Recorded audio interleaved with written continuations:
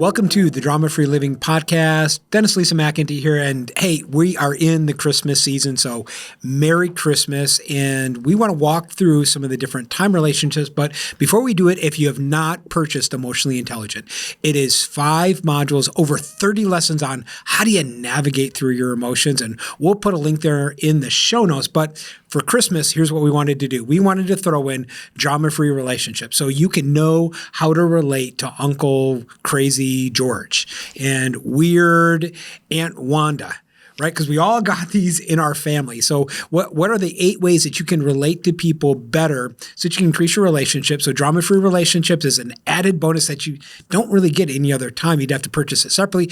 And drama-free productivity, where we talk about how do you navigate your relationship with time. And some of the things that we're talking about today, we put it in a deep dive and really give you a lot more practical strategies that you can go for, that you can use. So that's with Emotionally Intelligent. We wanted to give it to you, but... And those are wrapped in free. So when you buy Emotionally Intelligent for the holidays, we threw in drama-free relationships and drama-free productivity. Yeah. Just as a gift. Yeah. Merry Christmas. So today, Lisa, we want to talk about the future. The future. Dennis, what is the purpose of the future? So the purpose of the future is to inspire you, right? It's to excite you and inspire you. Now, Lisa, here's the deal.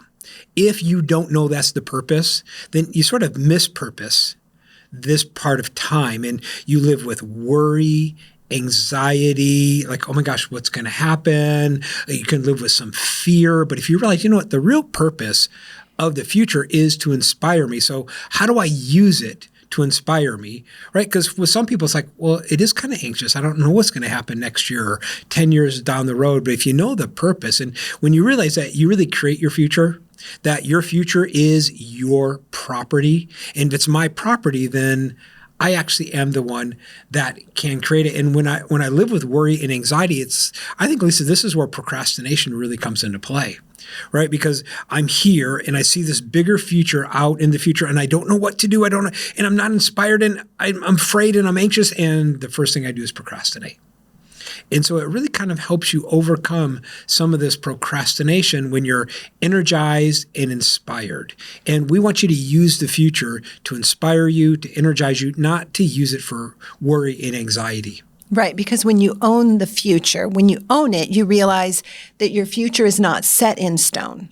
No. Your future is not set in stone, but you own it, and you have the power to create it, and you have the power to build it, and you have the power to change it and alter it by what you do in the present. Yeah, but if you're living in that future, right, you want to live right now. We just worked through on the last podcast. If you haven't listened to the podcast on the present and what to do with the present, Lisa, I think that was some of the best stuff we've really ever talked about. And then the one before that was the past and our relationship with the past. And what do we do with the past that's already happened that we can't change? Because a lot of people, they're living in the future, right? They're not right now and the now. They're in the future. So they're in the past. Yeah. And so we want to talk about don't live there, but what do you do with it? Because you have it. You have this idea, this ambition, these ideals, these dreams, these goals. What do you do with it? And we want to walk through that today. Because it's never too late to make positive changes in our lives. And that's what this podcast really is about. And when we were talking about our relationship with time and past, present, and future, and the Christmas season, we were reminded of the Christmas Carol, Charles Dickens' Christmas Carol. And Scrooge goes and he's visited by the ghost of Christmas past. And he goes and he shows him what his life was like as a child and the good things and his happiness, and then his present. And he showed him the misfortunes of those around him and his future if he did not change the path that he was on. Because when we're living in the present, we have the opportunity to create value now, which is what we talked about in our other podcast last time. But it forms our future. And Scrooge's future that he was forming at that time, the ghost of Christmas future, was revealing that it was a future that he was not going to want. It was not going to be a life that he wanted to live. And so when we realize that and we understand our relationship with time and our relationship with the future, it gives us this power to make positive changes. So we end up where we want to go and not where we are accidentally headed. Yeah, Lisa, and you mentioned before that you didn't like that story, but this is the best part of the story, right? The best part of the story is that he was able to recreate and have a different future at the end. And it kind of is a sad movie, really, when you think about it. Probably 3/4 of it is sad, and then it has this ending where he's created a different future, and I think that's the good news. Well, and I think I didn't like it probably because I watched it when I was probably a little kid, and it probably scared me. Okay, the ghost probably scared me. Yeah, got it. Okay, so let's talk about 3 things that you can do with the future. Yeah. Because I think that's really important to give people some proactive, creative ideas. And the first thing is, this is where you plan and strategize. It's, you have this long-term thinking. I mean, what does it look like 10 years from now, 20 years from now? Now we have this friend, and we had this interesting conversation, I remember a couple years back, and he was telling us about, how he didn't set goals and he didn't have any plans for the future. And I looked at him and I said, well, how do you know what to do today? Right? If you don't know what your future looks like. Or you even don't know what you want it to look like. Yeah. How do you plan today? It's like, I can't create a plan today if I don't know what I want in the future. And I think here's the key question is like, really, what do you want? Now, that can be a hard question because the fact is you can have everything. You can't have anything. You can't have everything, but you can't have anything. And this ability to go, this is what I want. And I think it's so when your heart decides that destination, your mind starts to draw the map. But for many of us, we haven't even decided in our heart what that future looks like. And so our mind has nothing to work with. And I think that's what happens with like plans and strategies is that it gives your brain something to do today if you know what this is going to look like.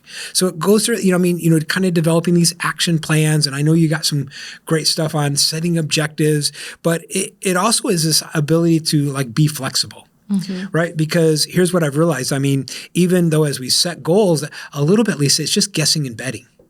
Right? I mean, the future, when you think about it, it's like, hey, I'm going to make my best guess. Right? I'm going to make my best guess today about what it's going to look like 10 years from now. Do I know everything? Nope. Hey, I'm going to bet on this, but I'm just going to do my best. And when you realize like, hey, that's part of the future, just go ahead and make your guess, make your best bet, and then use today to kind of fuel some of those actions. And really, I think, when you do this, you really start to maintain that focus. Right. Because when you make your best guess, it's like we did our best guessing in 2006. And then what happened? I mean, the crisis, the bottom fell out from underneath us. And we made our best guess in 2019. And then what happened? The bottom fell out from us again. And so you make your best guess and it doesn't mean that that's where you're going to go, but at least you've got a path to take. It kind of gives you it gives your life direction. And I think it's kind of like this light at the end of the tunnel, right? And I can be like way at the beginning of the tunnel and the light is like 10 miles down the road and it's really small. But the closer I get to the light, the bigger and the brighter it gets. And I think that's the point. It's like, what's the light that you're going towards? And that's part of the future. But you don't live there. You just know, hey, this is sort of like my true north. This is my guiding light. This is where I'm going to point my life. And then you sort of look for, Dan Sullivan calls it strategic byproducts.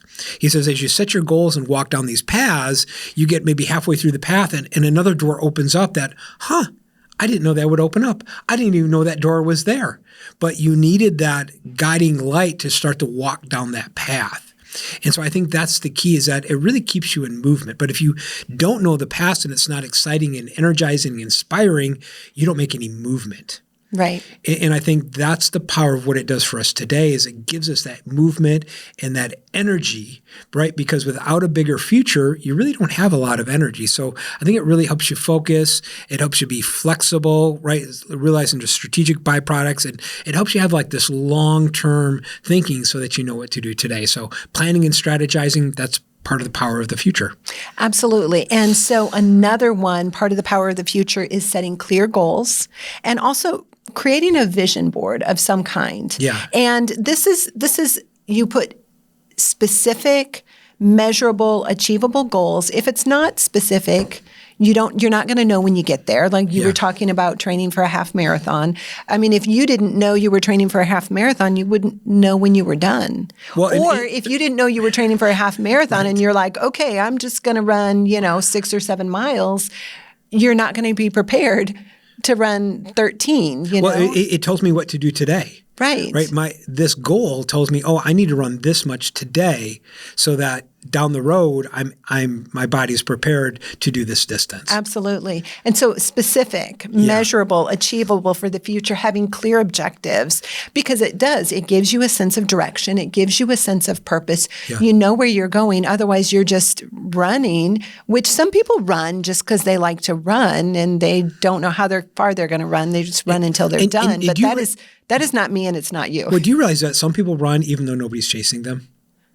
Fascinating idea. That's you. That is me.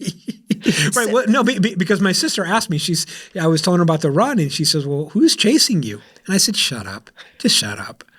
Right. Sidebar. Okay. So, but then there's also vision boards. Now, vision boards, they help you see your goals. They help you clarify your goals.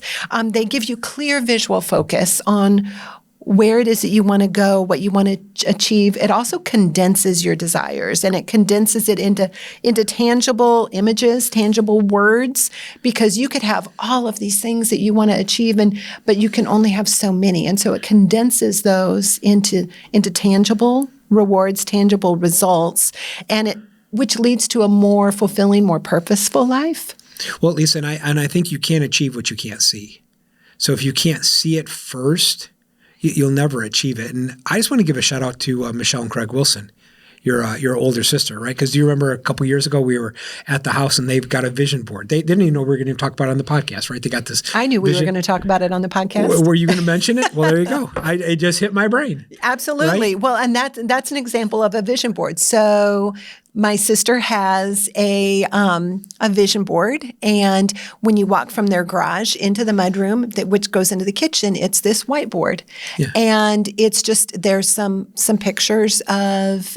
I think they were taking a trip to Scotland, and there's a physical health goal in there, and then there's a knowledge or reading or intellectual goal in there, and there's visuals and it's time frames, and it's got you can do it, and it's just got some positive statements stuck up there with it. I think it's got a quote from you up there, maybe. And that's what I'm talking about. That's why I love the board. It's a that is why I love that board. Picture of us on that board. No. But it's just, I walk in and I even feel good when I walk past that. And they're not even our goals. It's not even our vision. But it excites me. And so that's an example of a vision board. Yeah. And you can find all kinds of examples of vision boards on Pinterest or on the internet if you want a physical vision board. Now, a vision board that we did was more of a spreadsheet vision board. And what does that say about us, right? They did pictures, we did a spreadsheet. It just shows that we have different learning styles. Yep. So, true. But what we did for a vision board is we sat down and we dreamed, and we were like, okay, what do we want in 10 years? What do we want our family to look like? What do we want personally to look like? What do we want our marriage? What do we want our finance? We just listed all of these different areas of life on what do we want, and we wrote out, okay, this is what we want, and they were very specific, probably 3 or 4 words of what we wanted in 10 years. And what we wanted in 10 years for all of these different areas, what we wanted in 10 years, our relationship with our kids and relationships with friends and with our faith and all of these different things. And then we sat down and we were like, okay, 1 year from now. So if this is what I want in 10 years, what do I want in 1 year that would just move me incrementally toward that 10-year goal? And it's really how we set our goals for the year. Right. And we had said one of our things was in 10 years, we wanted to have very close relationships with each of our kids. And so then what we did for the 1 year is we were like, well, let's just take a vacation with each of them individually, with each of their family groups, because that would move us toward that 10-year goal. And we would have never done that in the now if we weren't inspired by the future, by this bigger... By the spreadsheet vision board that we had.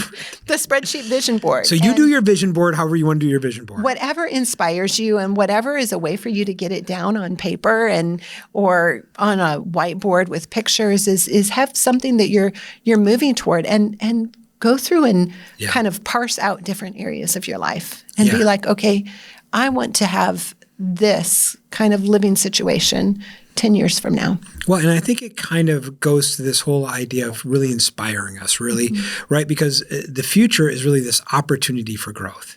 Right. But if you don't realize, hey, this is my opportunity to grow, and almost like, hey, I'm going to use the future to transform and be somebody different. And I think when I look at the future, I think about, hey, it is like this blank canvas, right? It is like this blank sheet. And it's like my sister's vision board, blank before anything is even on it. It's blank, and that's your future. What do you want it to look like? Yeah, and listen, that's how everybody's future is, right? And like, what do you want it to look like? And you can paint your dreams, your aspirations, and what skills do you want? How do you want to develop? And almost like, think about this: it's what kind of transformation do you want to have happen? Like, how do you want to transform yourself? But how do you want to transform those around you? Like, what's the transformation you want to create? And so kind of thinking through that, I think it also kind of gives us that hope and optimism, right? Because I think when people like lose hope, they really lose their drive, they lose that energy. And so it provides that, it kind of, hey, and it almost like changes how you look at obstacles. Mm-hmm. When you realize that, my roadblocks that I'm having today are really my roadmap. My roadmaps come from my roadblocks. And so what are the roadblocks that I see in the future? And then how do we create a roadmap, right? Because something that we realize even in our business is that we have a lot of services that we sell, but we don't have a lot of products. And we have a lot of products. But how do we sell as many products as we do services? Because when we are serving people and when you're speaking, when our other coaches and speakers are speaking, we are communicating this message of drama-free and of putting our lives in order and having fulfilling lives and companies. But we also have products that are in written form that communicate the same message. And if we can get this written form of these things out, they can go places that we aren't. Right. And we realize, well, those are some roadblocks. That's a roadblock. So how do we take that roadblock and create a roadmap? And really that becomes the value of an obstacle, is because inside of that obstacle is really everything that you need. But if you don't know the future, if you're not inspired by your future, you get angry or frustrated about the different things that are in your way. And they're actually like the fuel. And that's when you're Mr. Potato Head and he pulls out his angry eyes out of his little pocket. And puts his angry eyes. Well, and you always need to pack angry eyes, right? Mrs. Potato Head made sure that Mr. Potato Head, and so, what are you packing for the journey? Separate podcast. We'll do one on Mr. and Mrs. Potato Head, right? So you think about this future, it inspires us. Who knows what we come up with? We're kind of crazy, right? It kind of inspires us for change and transformation.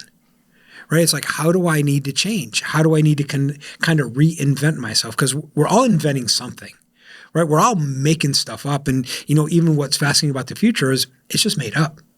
I mean, people make up the future. And if you don't make up your future, somebody else will make it up, right? It's, a friend of mine says, he has this statement. He says, hey, God loves you and I have a great plan for your life. Right? And I sort of think, like, if we're not careful, if you don't plan your life, I guarantee you somebody else will have a plan for that life. And I think one thing that you do really well in the future is that you're very curious, and it's all about the adventure and the exploration, right? Is that we look out and go, okay, what do we want to explore? We want to explore how do we navigate through emotions, and how do we use our emotions, every emotion, for something that benefits us, not hurts us. Right. Right. Well, that was just an idea out of curiosity and exploration. We sort of explored that. And a year later, we have this fantastic product on Emotionally Intelligent. And it was all about a year of going into the future and just exploring and being curious and learning for ourselves and how do we apply it to ourselves. And then we thought, and then we created an entire course to help people walk through that same journey that we had just walked through on being able to take our past, our present, and our future, and our experiences, and process through them more intelligently, emotionally, so we don't blow up, or so we can truly live in the present and kind of live life in full color. Yeah, but you got to go out into the future and really know what you want. And then I think also the future is about legacy and impact. Yeah. And a great leader that we really learned from in our early days, he had this idea of like 3 different time frames. Is that, the first part of your life is what you're learning, that middle part, 30 to 60, is what you're earning, and then that plus 60 is what you're returning. And as we're kind of crossing into this 50s into 60s stage, it's the question that we're kind of asking ourselves too. It's like, okay, How can we return? How can we return? What's the legacy and the long-term impact that we can leave on the world? But you only do that when you can kind of go out into your future and know, hey, the purpose is what inspires us for impact. And that's part of why we took all of this information, all of this intellectual property, all of this teaching, and started wrapping it up into courses and books and journals and workbooks and things like that, because we thought, okay, how can we return? What is the legacy we can leave, and what can we leave when we're no longer here? I mean, we're doing podcasts and blogs and things, because when we're no longer here, that's a legacy that this information can still be a help to someone that maybe we would never meet. But we'd only know what to do today if we didn't go out into the future and go, this is what we want it to look like. But we realize we can't live in the future. Right? We can't live out there in that future, because then we're just going to be like worried and concerned and anxious. But let's let that inspire our today. Absolutely, because you can't be like, well, I hope Johnny comes for dinner. Well, don't hope Johnny comes for dinner. Pick up the phone, call him, and ask him to come. Johnny comes for dinner right now. Ask him to come and make him his favorite thing, and and if you want pay for dinner. Well, and if you want Johnny to come for dinner, don't expect him to read your mind. Absolutely. Right? And how many people do we think that are in our lives around us that, well, of course you know what I want. Hey, we're married. We've been married for 32 years. Of course you know what I want. Right? I have to tell you what I want. Mm-hmm. And getting really good at like, this is what I want. But also... But before you can tell me what you want, you have to know what you have to know. You have to process through and be like, what do I want? And that's really, I think, where some of the hard work really comes in, is really continue to discover. And then I think the future kind of also inspires us for this whole idea of fueling creativity. Like, what could it look like? I wonder if blank, blank, blank, right? I wonder what it would look like for us to impact the world and never leave our house, right? It's like, well, and then I'm not saying it's a lot of hard work is what it would look like. Right. And I'm not saying that's even what the question that we kind of ask ourselves, right? Because we do enjoy traveling. Are you saying you want to be a hermit? I do not want to be a hermit, right? I love, being with the Drama Free crowd and being out in workshops and in conventions. It's really fun. But using this to sort of fuel our creativity and our imagination in developing almost like, instead of using excuses, like a lot of times what happens is that people look out in the future and they use excuses. Well, we only have so much money and we only have like so much time. But a great sort of excuse buster question is like, hey, even though we only have so much money, how can we make a positive difference on the world? Right. And it just fuels that creativity. Or even though I only have so much time, what can I do with that time that would make a positive impact on the world, or that would make my future better, or that would make my company's future better, or my kids' future better? But you only do that if you're inspired by the future. Absolutely. It's almost like what kind of really inspires you? So, listen, I kind of go, what's really kind of drawing me in this one, for me, the big takeaway is I think we need to do a better vision board for this upcoming year. Oh, I love that idea. Maybe actually a visual vision board instead of a spreadsheet vision board. I like maybe the spreadsheet for it, and then we go get pictures. Okay. Hey, we can just go borrow Craig and Michelle Wilson's vision board. So just ask them to create one for us and to send it to us. And she probably would. She probably would, wouldn't she? It just wouldn't be right. Because her vision board is her vision board, their vision board is their vision board. So make your vision board your own. Don't borrow somebody else's vision board. But how many of us do that, right? We borrowed our parents' vision board, we've borrowed our boss's vision board, we borrowed society's vision board, right? It's like, hey, this is my lot in life. Instagram, we borrowed the vision board from Instagram. The Instagram vision board. Yeah. Don't borrow your vision board from Instagram. No, so or Pinterest. Or Pinterest. So I think, going back to this, I really want us to kind of dive into this. What about you? What's a key takeaway? I love the idea that the future is utilizing the future to inspire us, rather than looking out in fear or looking out in lack of confidence or looking out with unsurety, but thinking, okay, what can the future be? And rather than thinking, gosh, I don't know if I'm going to have enough money to retire. I don't know if I'm going to have enough money to cover my medical bills in 30 years. Rather than thinking that, it's like, okay, what inspires me about the future, and turning it for a positive. Yeah, and since your future, is just made up, then just go make it up. Make up a good future. Yeah, go make up a good future. right? It's like, hey, know what you Your want. future can be anything you want it to be. So let's make up a good one. Yeah, just you might as well make up a good one if it can be anything you want it to be. But with that, you need to plan and strategize and then set clear goals and create a vision board. Because if you make it up, then you're like, okay, well, what's one small thing I can do this year that would just move me in that direction of this wonderful, inspiring vision that I have for the future? I think that's the key. It inspires you to action. And action is really what separates winners from losers. Right, whatever that means to you, it's like losers don't do the actions that they want to create this bigger future. Winners just take the actions and move forward towards this bigger future. But it inspires action. So I get it if you don't have energy and inspiration, if you're maybe lacking that a little bit today. I just think you need to step back and like look at your future. And honestly, look out at your future. It's okay sometimes to not feel inspiration because sometimes we go through things and it kind of zaps us of our energy. And that's okay as long as you just don't stay there. We're just talking about a lifestyle. We're talking about a lifestyle. We're not talking about today because a couple podcasts ago, I talked about how my energy was totally zapped because of my iPhone's failed logic board and the process of just trying to get back online was extremely energy zapping, but that's a temporary setback. That doesn't change what I'm inspired for the future. As a matter of fact, what I'm inspired for the future helps pull me out of that. It kind of helps you push through those roadblocks, right? It helps you create the roadmap through the roadblocks. And I think that's what gives you the energy, right? Is we're not saying you're not going to have obstacles, right?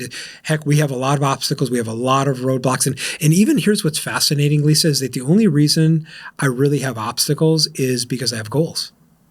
Right? My future actually creates the obstacles. When you think about it, my future actually creates the roadblocks, right? As soon as I said, oh, I want to lose, 15, 20 pounds, well, I immediately had 4 roadblocks that you had 15, 20 pounds worth of obstacle there I did, but I also had the roadblock of, I like to eat ice cream, right? Or I like to drink wine at night. I like to drink wine and eat cheese. I don't like to exercise. I don't want to put stuff. I had all of these roadblocks sort of show up as soon as I said, this is the goal. And so a little bit, I think your future also creates the roadblocks. Because of what you want and where you want to go, they just sort of show up in your life. Well, I don't know if your future creates the roadblocks. It's your future and what you have designed to inspire to illuminates the roadblocks. The roadblocks were already there. Yeah, but your inspiration and what you're aspiring to illuminated them to discover, oh, I can't get there because of the ice cream. Yeah, but I'm getting there. Right? I'm overcoming the ice cream. Listen, one way to overcome roadblocks is we're offering you, Merry Christmas, the Emotionally Intelligent course. And bundle. The bundle, not just the course. The course is always available, but for Christmas, we're offering a bundle. Right. So it's $297. And really, Emotionally Intelligent, the whole course, it's over 30 lessons of how do you overcome a lot of these emotional roadblocks that you're going to have on your way to this bigger future. And so it's right there in the course. But also for Christmas, we're throwing in drama-free productivity where we walk through practically how do you navigate these 3 different time areas and some time mastery hacks. And it goes much more into detail. Like we've given you the theory and the ideas and a couple practical strategies, but you're really going to do a deep dive into a lot of the nitty gritty, like knocking it out practical strategies and tactics that you need. And then we're throwing in drama-free relationships because listen, it's Christmas and we're all around crazy family members. And I said before, if you don't know who the crazy family member is in your family, you probably are that crazy family member, right? I know in my family, I think I'm the crazy family member, but nobody's told me. So you are. There it is. My kids will tell me all the time I am, right? So, but how do you navigate through some of these relationships, right? Because the holidays sometimes bring out all of the craziness. And so we want you to have a drama-free holiday. So Merry Christmas. When you buy the Emotionally Intelligent course, you're going to get this whole bundle. And we just want to do it to be a blessing to you. So Merry Christmas. And we'll see you next time on the Drama-Free Living Podcast.